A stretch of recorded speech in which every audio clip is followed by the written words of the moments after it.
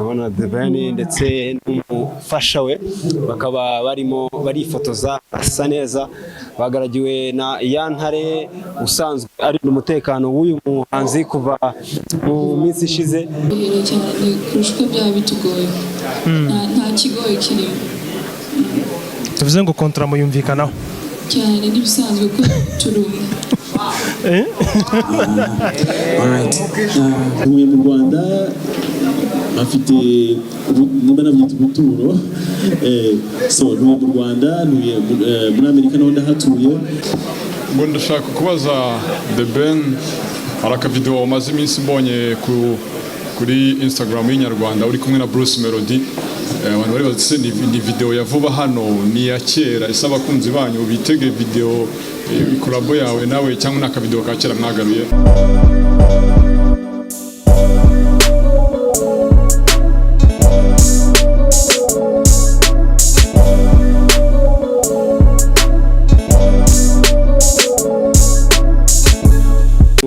reka nongere bahereze ikaze bakunze basinjiza TV ariko umunyamakuru Raki twabonye ko twaje muri press conference twaje aho uwo bita The Ben yaragisinya amasezerano na Tekino abagiye kwa yafatanya nabo kwamaza Tekino nshyashya yaje bita Come Satin ka telefone nziza cyane kabisa reka mbahereze umwanya mugende mukurikirana uko bigiye byifashe hano kabisa in the house tubakire n'amashyi menshi bari hano barasa neza bambaye neza Uwikeza Pamella bakaba bagiye kumurikwa nk'abafatanyabikorwa cyangwa se abantu bagiye kwamamaza ibikorwa bya Tekino Come Satin ni telefone nshya igiye gushyirwa ku isoko urabona barasa neza kabisa barasa neza bagiye kuri red carpet bagiye kwifotoza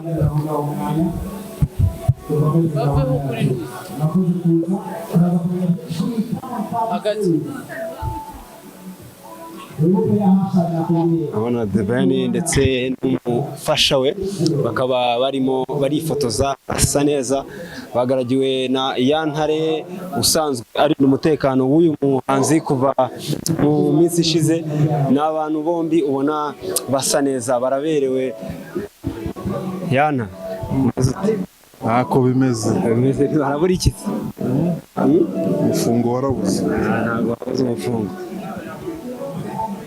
urabona uyu mugoroba mugiye gusinya amasezerano kongera amasezerano na Tekino kuri wowe urumva bimeze bite Ben kuri wowe Tekino ni famille sungame dukoranye so ni chimbi Zabeni nubwa kabiri nyuma yo gusinya kwamamaza Tekino n'ubundi urabona ko bitoroshye ko kumufatisha bisa n'ibintu bigoye urabona umwita The Ben akaba arasinye ndetse n'uwitwa Uwikeza Pamella akaba arasinye The Ben ibyumviro ni ibihe ugiye gukorana na Tekino bwa kabiri urabikije ko kwizereramo twakoranye neza n'umuryango Tekino yitwa The Ben urabona baragaragiwe na Yantare umusore w'ibigango bigoye kumwinjiraho gakeya Uwikeza Pamella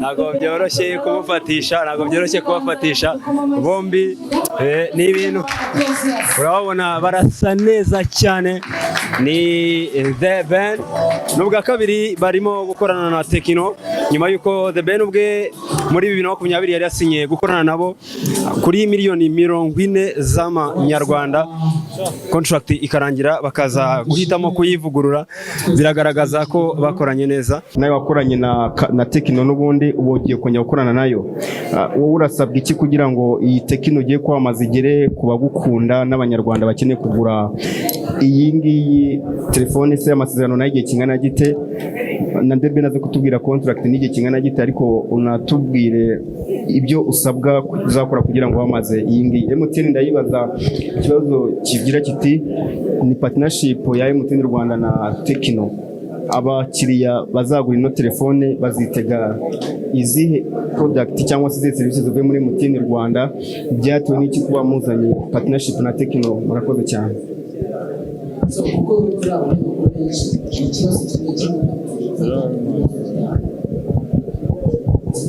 abadasubiza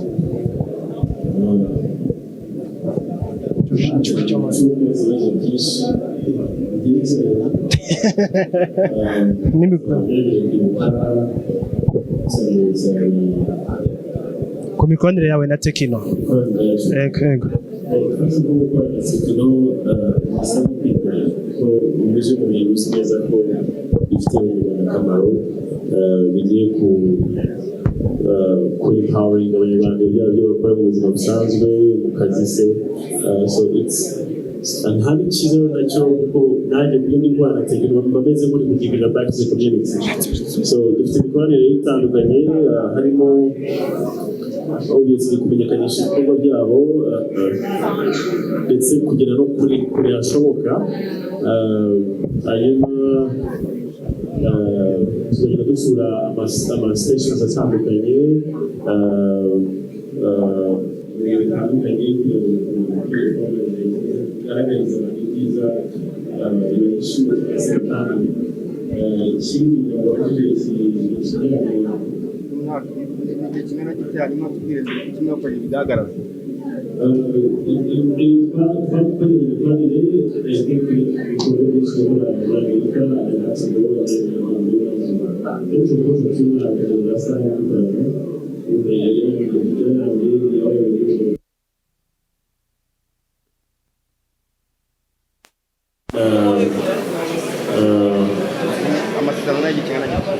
amasezerano yacu nayo ari niwe ko watashobora kugera ku mwaka umwe.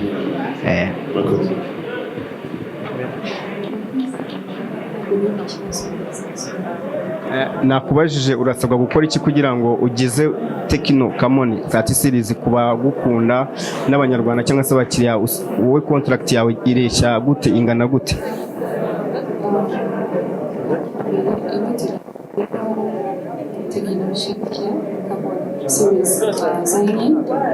nk'uko bidusobanuriye ni nziza cyane, ifite ibintu byinshi bitandukanye n'iza mbere, muraza kugenda mubibona tuzajya tugenda tunabibasobanuriraho.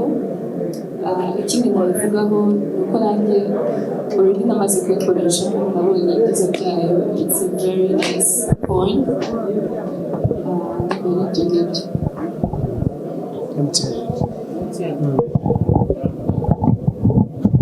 murakoze. Ikibazo wabajije kirakomeye ariko reka mvuge ko wambaye umwambaro mwiza w'umuhondo ujyanye na MTN wenda icyo uburyo bwiza nabisubizaho, ubufatanyabikorwa bwacu na Tekino bumaze igihe kinini, turabwishimiye, ariko Tekino iyo izanye telefone wibaza mu buhe muyoboro iri buze gukoresha.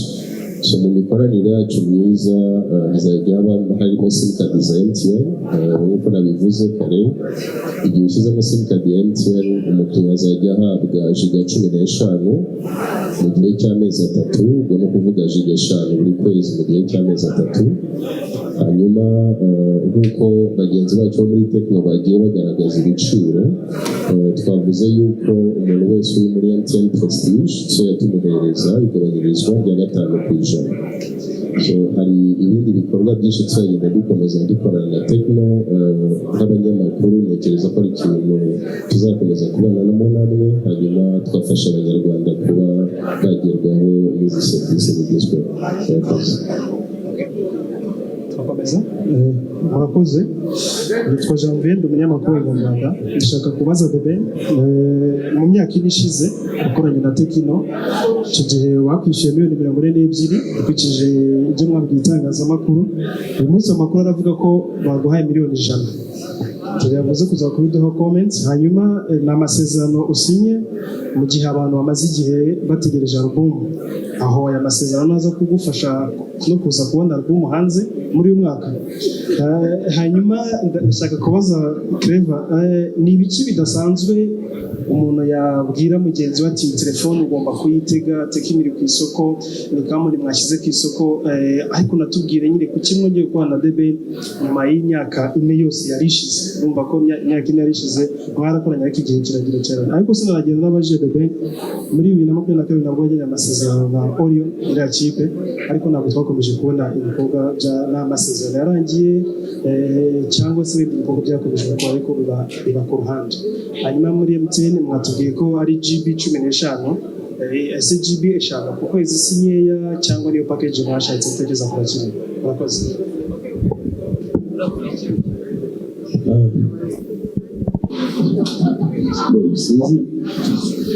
Sinzi hari umukuru amakuru kuko ariko reka ngerageze nsubize ibyo numva ko nasubiza. Ku ikipe ya Orion ni ikipe gihari, hari ibyo dushaka gushyira ku murongo kugira ngo izaze kuri standard nziza, mbese competing n'izindi kipe zikomeye. Bitari kera rwose tuzifuza ko mubana natwe kugira ngo tubahe amakuru ya Orion. Ikindi sinzi bivuge kuri contract ifitanye na Tekino, nk'uko nababwiye gukorana na Tekino kuri nge bisa nko kwikorera, nta nubwo bifite aho bishingiye cyane ku bijyanye n'amafaranga n'iki. In fact nimba twemera ko Tekino iha abanyarwanda service bakwiriye kandi badeservinga, zikabagirira akamaro ku mafaranga make kandi zifite quality, there's nothing better than that. So I'm very happy to be part of that. Birashimisha. Ikindi kuri album yanjye itegereje kubona amavuko gusohoka. Album yanjye izasohokera igihe uyu mwaka, izasohokera uyu mwaka for ariko tuzagenda tuba singles kugira ngo abantu benjoying singles. Inkomoko wa kangahe niho tukuboneye tubwiye? Muri uyu mwaka ndashaka kuba truthful, ntabwo nshaka kugira abantu ibintu bishobora kuba byahinduka, ariko ni muri uyu mwaka for. Ese muri kontra yawe na Tekino harahani kugonga ku buryo ki utakwana n'indi company? Kuko amakuru avuga ko wenda mwajyanye igihe mu kontra amezi 4 mugiye gukora, harahani yabi kugonga hagize ukwegera nka MTN, hari ubwo kontra ikugonga cyangwa uri free kuba MTN na Tekino azikensi ko twicaye kuri n'urugero ari hamwe igisigo bya Tekino ntabwo in fact nzenda habone sindi ntabwo wansanga muri Infinix urugero ni muri Tekino nibuka nayibayemo before, so it's nahanami ngonga. Ariko Bentara akantu kamutatubwiye, hari igihe nyamara nk'abahanzi bajyana amasezerano na company nk'izi ugasanga rimwe n'imwe tubazibona mu mashow y'indirimbo, uretse social media tuzabona Tekino mu bindi bikorwa byawe. Ibikorwa yagira Tekino organic, so if ningera ahantu nkumva hari ikintu kigomba kuba featured mu gikorwa ndi gukora, biri très organic, ntabwo na principe runaka tuzi cyane gukora ikintu mwumvamo is different gukora ikintu wabwiwe kwa, so it's different. So don't be surprised ubonye rwose bigeze ku bitekerezo cyangwa se mu bundi buryo butandukanye. Nakuze wambaje ngo ni iki gishya tuzaniye abanyarwanda kuri Tekino Come On series. Nkuko mubonye muri presentation twakoze, turi proud yo kugaragaza amafoto ya telefone yacu. Imuza gusohoka murabona andi mafoto twashutinze dukoresheje telefone kuri Debe na Pamella. So icyambere ni kamera, izi ni Come On. Ushobora gufata ifoto ya nijoro niyo kumanywa, ifoto ikaza isa neza cyane. Kubakoresha ama super night mode, gufata ifoto ya nijoro ugasanga umuntu bisaba itoroshi nini, bisaba urumuri rwinshi, ariko yirihagije. Ikindi uko nabigaragaje dufite the steady imaging system, uburyo ushaka gufata amafoto uri kugenda cyangwa se ugafata umuntu urimo kugenda ntihazemo fu abone uko ifoto. Kuri video hari ukuntu usanga umuntu yafashe video muzayibona ariko ugasanga harimo yarimo arashaking ukuntu ntabwo yari steady. So iyi ngiyi rero Come On zifite optical image stabilization, ushaka stabilizinga ifoto ikaza iri clear, then na video ikaza iri steady itarimo amashake. ikindi ni AI features. So ino telefone ama features agize muri operating system ya telefone amenshi akoresha artificial intelligence. Nka Ella ushobora kwibwira hamagara naka kora ibi n'ibi. Ni Ella ni voice assistant ya Tecno ikoresha kuko n'izindi brand wenda zitari zose zifite ni nke cyane z'ama high end. Ushobora kuba ufite work nkavuga ngo Ella wambwiye muri make intambara ya mbere y'isi wandika gukora agasamara muri telefone yawe. Just voice assistant ikoresha artificial intelligence. Mwabonye ko ifite infrared remote control. Ushobora gukoresha control DVD players zikoresha remote TV, curtain n'izindi devices. Murabibona ku social media Tecno tuduposting. So nama features twazanya artificial intelligence abakiriya bacu bazenjoyinga. Ikindi nshishikariza abakiriya bacu bakoreshe amashop yacu ya Tecno kuko duhugura abakozi bacu baba bazi gukoresha izo features bakereka umukiriya uko ikora. So uno mwaka turi proud yo kuzana izi telefone uko tuzi uko zikora. Ikindi ni kuri battery. Wenda nuko tayivuzeho zifite miliampere 5000. Ni battery ishobora kumara umunsi n'amasaha 20. Ni amatelefone yacu kandi yuzuye kuri urya mucaginga afite system yuzuye iri kupa ntabwo yinjiza umuriro. Muzabireba abafite telefone za Camon kubera ko Camon 20 kuzamura na Spark 20 kuzamura iyo yuzuye umuriro kupa. Ni byinshi ntabwo nabashaka kurangiza ariko wabeje ngo niyo mpamvu na Tecno twesemo kwa na depend. Kuki mwahise telefone turi proud yayo. Ni telefone dukunze kandi yasohotse Tecno kumva iri proud kumva ni product zo kuri market insha ifite ibintu bishya kuri market andi telefone adafite. Dukeneye umuntu rero uri kuri iyo level, uri kuri flagship level. Icyambere level hari kuba uri famous mu Rwanda which is good ariko no kuri level yo kubasha gusobanura product zacu cyangwa uri photogenic enough kuba prova koko telefone zacu ni z'aba VIP. So the Ben na Pamella ni couple iri famous mu Rwanda. Kuba bazwi ni kimwe ariko no gukundwa barakunzwe mu Rwanda. So nka Tecno ni achievement kutareba the Ben wavuze ngo ikintu bushe twarakoranye ariko uyu munsi twabazanye ari babiri. So ni kweka level tugezeho kandi na trust dufitiye the Ben mu bishusho y'Abanyarwanda indirimbo abahereza uko bamukunze n'urugero rwiza rw'umuntu twumva wamenyekanisha product zacu mwakoze. Ubwo ni za miliyoni rero twavugaga. Okay, ni wowe bivuze ariko. Ni wowe bivuze. Murakoze kuri icyo kibazo. Uburyo nagisubizamo niba jiga 5 ari nkeya buri kwezi. Wenda shizemo uruhande rumwe rw'icyongereza nkavuga ngo average ku Banyarwanda wenda utari buze kumbaza ngo average irangana gute, navuga ko ni jiga 5 ku kwezi ni nyinshi. Ariko nanone tugafata ibindi byiciro bitandukanye by'abakiriya. Tuvuge nk'icyiciro cyawe bitewe n'umurimo ukora jiga 5 zishobora kuba nkeya. Icyo rero twe dukora ku ruhande rwa MTN turavuga tuti reka tugusogongeze kuri icyo internet isobanura. Ari nk'urugero Ben icyo yavuze Pamella Clavier abavuga reka tubamurikire iyi telefone. Iyo rero umaze gutunga iyo telefone ubasha kuvuga uti uyu ni umurongo mwiza. Hanyuma icyo tubongereraho telefone ziri ku giciro tubongereraho bando ziri ku giciro gito. Aho ubasha kubona irekure, aho ubasha kubona turitayo. So dutekereza yuko umuntu jiga 5 azazikoresha igihe hanyuma ubasha kuba ziri ku giciro gito. Icyo wenda nakongeraho ni uko bitewe n'ubushobozi bw'umuntu yabashije kugura iyi telefone ashobora kuba yayitanga z'ibiciro byiza. Ko musanzwe mufite gahunda ya eSIM ntacyo muzafasha uwo muntu kuba yabana nka eSIM? Yego, ibijyanye na eSIM ndagaya gusora ikintu kikimo gikorwaho ku bijyanye na eSIM yaguye muri kamutati, ariko ikintu cy'ingenzi cyane navuga ko yagizeho ni 5G. Niba mwibuka muri NWC iheruka bavuze ko dupilotinzeho 5G ahantu hamwe mu bice by'igihugu igihe nikigera bizagerwaho.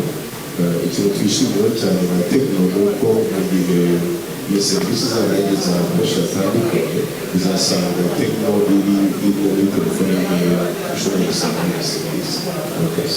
Amafasha urukoje kuri eSIM Tekino twaje kuri market ikintu cya mbere twazanye nitwe twanujije smartphone wenda inoti abanyamakuru nitwe twazanye smartphone zikoresha byose kuri market ya Afurika isi ntekereza ko wenda isapoti umuntu ufite telefone ifite single sim yakoresha simukadi imwe kugira ngo bagire extra sim urabizi abantu bagira amahitamo atandukanye so by now umuntu ufite telefone ya smartphone ya Tekino abasha kwakisanga simukadi kuri telefone yiwe utasanga ahantu ari hose so rero iki ni igisubizo dufite mu Tekino ariko abakiriya bacu basanga ebyiri zitabahagije nayo ni survey tuzakora tukareba impamvu Okay. Murakoze, nitwa Freddy Musoni. Ikibazo cyanjye cya mbere mbaza Ben. Muri 2018 ubwo wasinyaga amasezerano yo kwamamaza inzoga ya Belle, kamuhanzi wa mbere mu Rwanda, ukaba n'uwa kabiri mu karere we na Diamond. Wavuze ko bishoboka ko wakwamamaza ikintu utaginywa cyangwa utagikonsoma. N'ubu ngubu birashoboka ko ugiye kwamamaza Tekino utayikoresha cyangwa urabuye utangira kuyikoresha. Ikindi kibazo The Ben muri 2020 ubwo wakoranaga na Tekino twari muri COVID-19 yatumaga hari ibikorwa bidahuza abantu ku buryo ibikorwa byinshi bya Tekino byabaga kuri internet cyangwa se kuri murandasi ku buryo bimwe wabyitabiraga nko guhemba abantu bari batsindiye telefoni byabereye muri RBA ariko kubera ko wari utabaga mu Rwanda ntekereza ko hari ibikorwa utatendingaga by'igihe gihoraho ubu ngubu twizere ko The Ben ari mu Rwanda kugira ngo abane na Tekino umunsi ku munsi cyangwa n'ubundi nubwo azajya agaruka igihe biri ngombwa. Ikindi mbaza ndakibaza Pamella, mbere yo gukorana na The Ben wabanje kuba brand ambassador w'amakampani atandukanye. Back in days mwarakoranye kuri projet ya Gorilla Games, wabonye Ben yoroshya ate mu gukora akazi, agoye ate mu gukora akazi bijyanye no gukorera abakiriya? Like murakoze.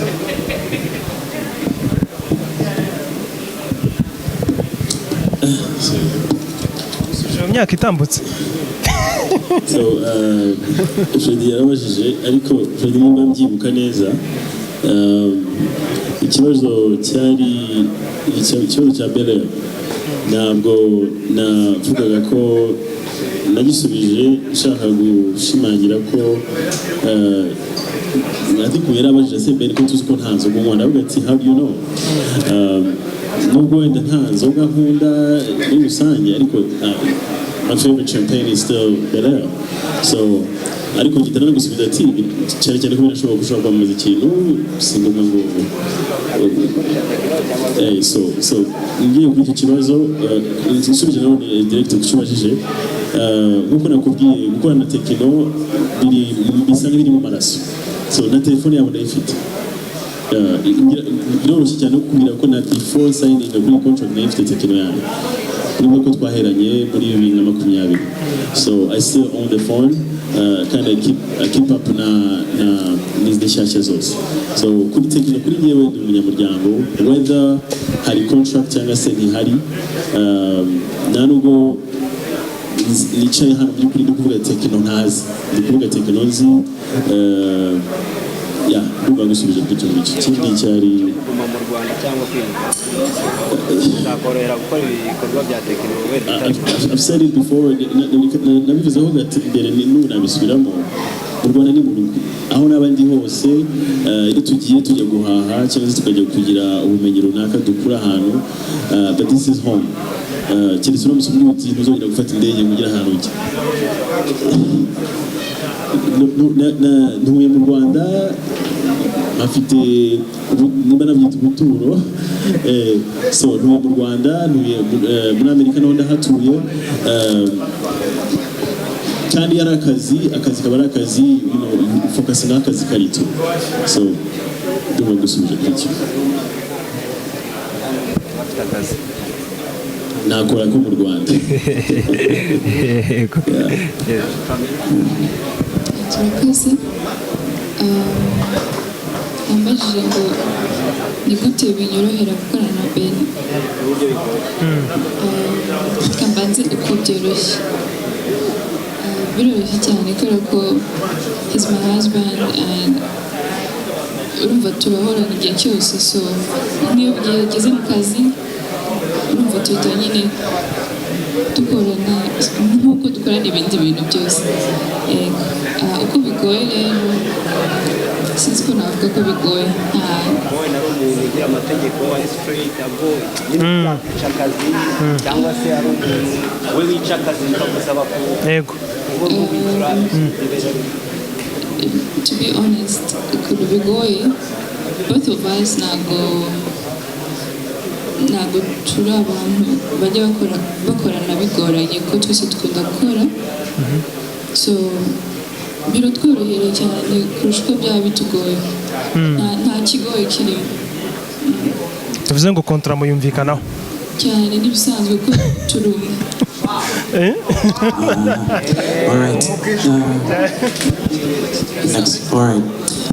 njyewe muraza kunyemerera ibyanjye bibaze mu cyongereza kuko it's a little bit technical kubiza kuri Caravelle.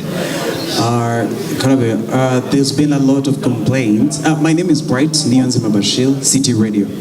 There's been a little bit of complaints globally from the products that come from Asia in terms of product security, personal data security. How is this product different, especially now that it has iris technology, eye technology and event? And then Kuri MTN. One of the products that is being brought on market has 5G technology. Should we expect 5G to be launched very soon from MTN? Thank you. So thank you, Nyonzima. As Techno, as we collect feedback to our market,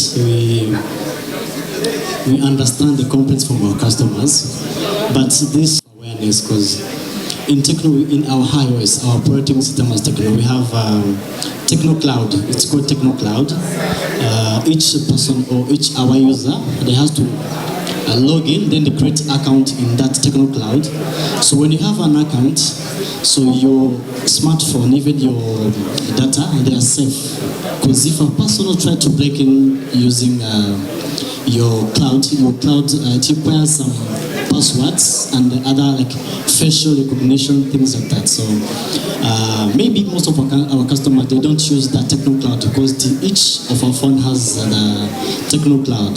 So as an example for this common party, if you lost it, so or someone stole your phone, so you can't switch it off unless they put that Techno Cloud. Then if a person found your phone, probably lost it, then you claim that you have lost it in our care services, it will not be easy or near impossible to the person to break in that phone unless they have your password.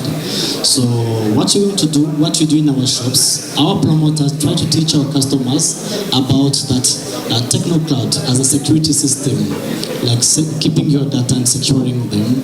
Then for the customers, we would like to call upon you to, when you want to buy a phone, please use Techno shops.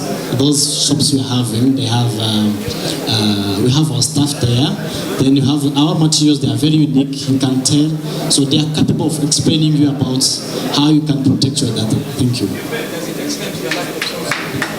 So for the laptops, I will confirm with the manager, yes. Okay, thanks. Though we were the same sector at school with the Ben, my English is not going to be better than his, right? He's far better than I do. But I will try to express myself. So, thanks.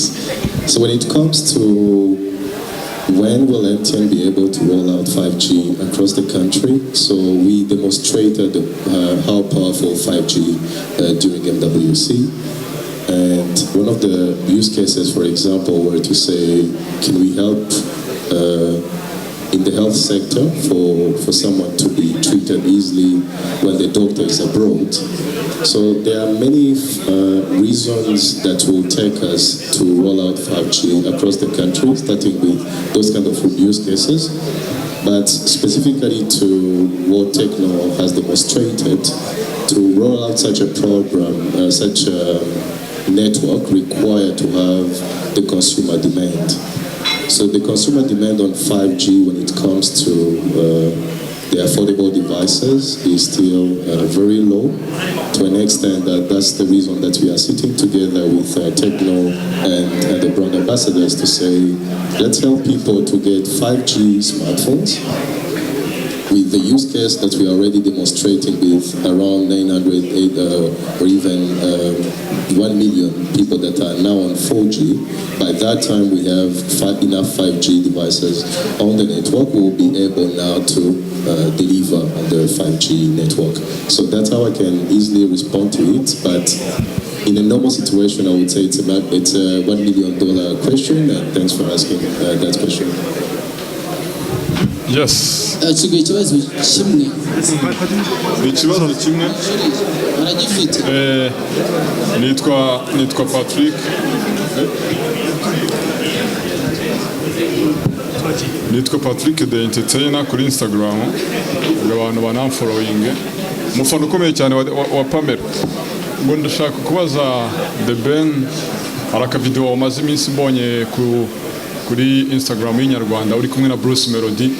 Abantu bari bazi ni video ya vuba hano ni ya kera isaba abakunzi banyu bitege video collabo yawe nawe cyangwa naka video ka kera mwagaruye nibyo.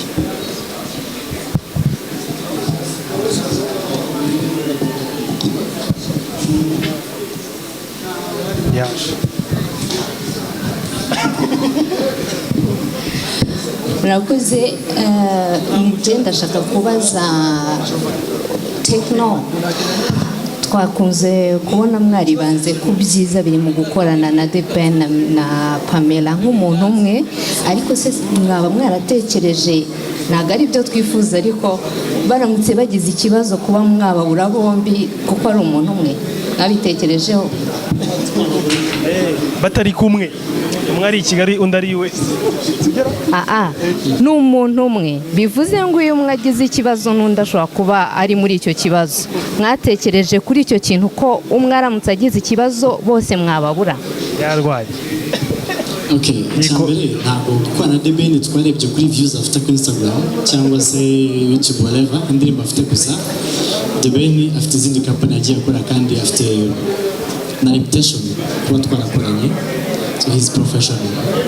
Ari professional. Iyo umuntu agize ikibazo mu kazi rero hari icyo bita force majeure, we understand. The Ben yavuze ngo akora Techno nk'uyikorera, natwe tumufite mu muryango. Agize ikibazo natwe na Techno dufite ikibazo, duhagurukira hamwe rero. Ntabwo ari ngombwa gusa ngo tubijugunyire Pamella, ariko by now he's a first of brand. Ntabwo twamwifuriza ko agira ikibazo cyangwa Pamella agira ikibazo. Bakigize turi kumwe kugira ngo duhagarare. Dan, mwakoze. Hari ikibazo reka dasa. Yes, reka nongere bahereze ikaze bakunze basubije amafoto na uwikeza, ariko umunyamakuru Raki twabonye ko mubibona hano twaje muri press conference twaje aho uwo bita The Ben yari gusinya amasezerano na Tekino, agiye kuba yafatanya nabo kwamaza Tekino nshyashya yaje bita Camon Satin, ka telefone nziza cyane kabisa. Reka mbahereze umwanya mugende mukurikirana uko bigiye byifashe hano kabisa. Hano bita The Ben na Pamella, urabona ko barimo barapanza bafata agafoto kabisa, agafoto bari kwifatira agafoto bagira ngo turebe ukuntu bisa kwa byagenda kabisa. Ni ibintu byiza cyane, ni ibintu bishimishe. Reka mbifurize gukomeza kugubwa neza kandi mukurikirane hamwe na Slim Jesus TV, biba ari umutekano. Mukurikirane dukomeze tugendane 5 kuri 5. Murabona ko uwo bita The Ben ari gufata ifoto n'abakobwa beza muri Kigali Protocol, muri Kigali protocol abona neza cyane aho bamuhaye ya telefone ni telefone idasanzwe, telefone ifite ubushobozi bwo kuba wayijyana mu mazi ukogana, akaba ari ndetse na telefone ifite ubushobozi bw'uko ishobora kuba yafata 4K video igafata video ya 4K. N'ibintu twari tutari tumenyereye ku bushobozi bwa telefone, ibintu twumva ko bidashoboka, ariko ubu ikintu navuga no uko tugiye kuba twareba tuzahugira na experience turi twayikoreshaho turebe ese bimeze bite. So reka mbifuriza gukomeza kugubwa neza, mukomeze mukurikirane, mudukurikirane, dukomeze tugendane hamwe na Slim Jesus TV, byose biba ari umutekano. Murakoze cyane, dukomeze kukurikirana.